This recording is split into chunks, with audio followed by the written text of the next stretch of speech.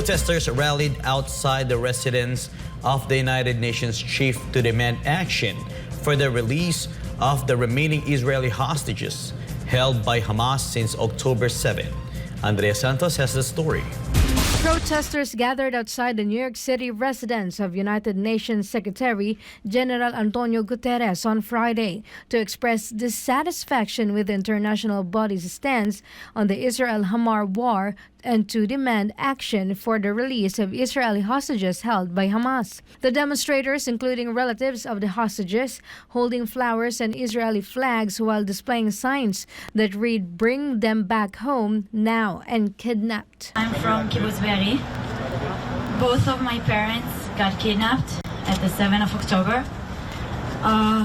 My mom came back like 2 weeks ago, but my dad is still there.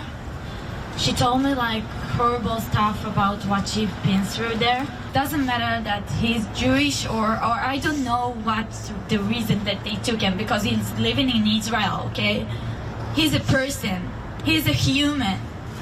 They are all humans. They are not just names and pictures. They are humans. They are a family.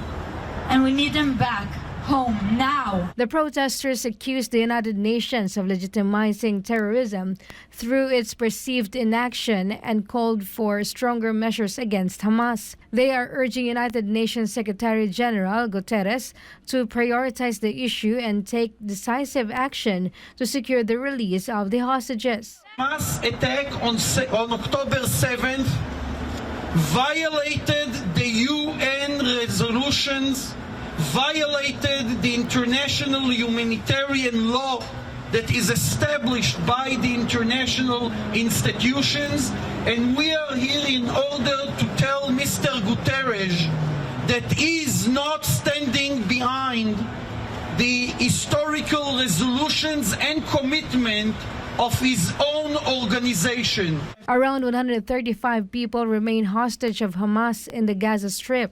A 7-day truce forged in late November saw Hamas release over 100 people, including 86 Israeli women and children. And in exchange, Israel freed around 240 Palestinians from Israeli jails. Israeli officials claimed around 140 people remain in captivity in Gaza. The ceasefire collapsed and the fighting resumed on December 1, with Israel and Hamas blaming each other. Israeli forces claimed that Hamas broke the truce, while Hamas alleged that Israel had refused all offers to extend it.